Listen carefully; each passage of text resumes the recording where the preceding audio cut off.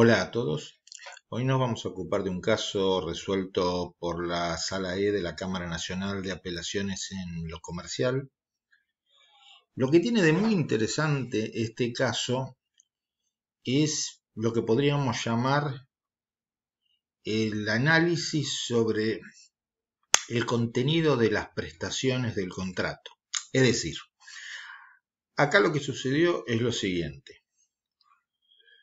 La actora celebró con la demandada un contrato que vamos a denominar contrato de provisión del servicio de alarma. Vamos a llamarlo así. Vamos a llamarlo así porque la duda es si estamos ante un contrato de provisión de servicio de alarma, que es en definitiva lo que resuelve la Cámara, o si se trata de un contrato que podríamos denominar de provisión de servicio de seguridad. Y no es un mero juego de palabras. Lo que ocurrió es lo siguiente. La actora tenía realizado este contrato con la demandada y en su domicilio se produjo un robo. ¿Cuál es la demanda? ¿Cuál es el reclamo? Y el reclamo está fundado en un supuesto incumplimiento de la demandada. Por esto que les digo, se produjo el robo. Los delincuentes no fueron disuadidos ni detenidos. Y entonces lo que la actora le imputa a la demandada es una deficiente prestación, un deficiente cumplimiento de sus prestaciones. Y acá justamente reside en el meollo de la cuestión. ¿Cuáles eran las prestaciones a cargo de la demandada? ¿A qué se había comprometido? Por lo que surge del expediente, no se aportó el contrato, digamos, no se aportó el documento del cual surjan las obligaciones a cargo de la demandada. Y agrego yo, tampoco se aportó ninguna publicidad previa de la demandada. Lo que sí es cierto que había colocados una serie de alarmas. Entonces veamos qué resolvieron tanto en primera como en segunda instancia y por qué. En primera instancia se rechazó la demanda por entender que la demandada había cumplido con sus prestaciones. El fallo fue apelado por la actora, quien discrepó con esa solución y además planteó que el juez de primera instancia no había aplicado la ley de defensa del consumidor. Entre paréntesis, en el caso hay una evidente relación de consumo, dado el carácter de las partes, la profesionalidad de uno y la condición de no profesional del otro, y que el servicio se contrató para beneficio propio del adquirente, del contratante. Así que la Cámara va a aceptar ese planteo, pero va a coincidir con la solución de primera instancia. O sea, básicamente la Cámara va a decir que si bien sería perfectamente encuadrable el caso dentro de la Ley de Defensa del Consumidor, la solución va a ser la misma, porque entiende la Cámara que la demandada cumplió con sus prestaciones. Es decir, y acá resalto un párrafo, su actuación consistía en ofrecer un sistema de alarmas, el que, como se indicó, funcionó correctamente. Y al detectarse el disparo de la sirena, poner en funcionamiento un procedimiento que incluía un llamado a la usuaria, a la policía y una patrulla de la propia empresa. Todo ello se verificó cumplido.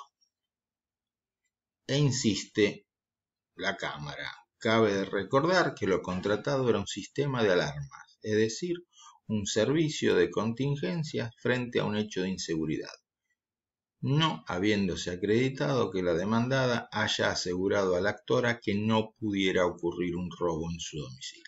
Es decir, con otras palabras, la demandada, la Cámara, entendió que lo que se había contratado, o mejor dicho, que el contrato celebrado era un contrato de servicio de alarma, no un contrato de servicio de seguridad, en este último caso donde se estuviera contrayendo una obligación de resultado de evitar robos o hurtos.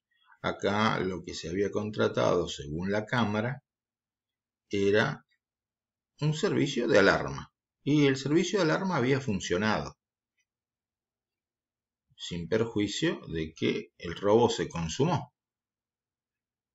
Porque, podríamos decir, porque los ladrones fueron muy eficientes. Robaron rápido, se fueron y antes de que llegara la policía no había nadie. Pero las alarmas sonaron como tuvieron que sonar, se dio aviso a la usuaria, se dio aviso a la policía y se mandó un móvil de la empresa. Todo eso quedó acreditado y todo eso quedó acreditado a juicio de los camaristas como que se hizo en plazos razonables. Por lo tanto, aún considerando, como se dice en una parte de la sentencia, que la demandada hubiera contraído una obligación de resultado, cumplió con esa obligación, porque era, insisto, prestar el servicio de alarma, avisar, básicamente avisar y hacer sonar alarmas para disuadir. No disuadió a los delincuentes, pero eso no se puede garantizar, que el hecho de que suene una alarma va a hacer que los delincuentes salgan corriendo. Así que, a juicio de la Cámara y también de la primera instancia, las prestaciones estaban cumplidas. Insisto en dos temas interesantes. Uno, que no se presentó el contrato. Hubiera sido una carga de la demandada en base al deber de colaboración procesal presentar el contrato modelo, o mejor dicho el modelo de contrato, porque este es un contrato por adhesión. No fue considerado ni en primera ni en segunda instancia esa cuestión. Segundo tema, la publicidad previa, las folletos, afiches, prospectos, para utilizar el lenguaje de la Ley de Defensa del Consumidor, la publicidad gráfica o televisiva que efectuó la demandada, podía generar la expectativa de que se estaba ofreciendo un servicio de seguridad y no un servicio de alarma. Formuló esa publicidad una serie de precisiones que motivaron a la usuaria a contratar ese servicio en la creencia razonable de que le estaban garantizando la seguridad y no ofreciendo solamente un servicio de alarmas. No lo sabemos. No fue tratado ni fue presentado en el expediente.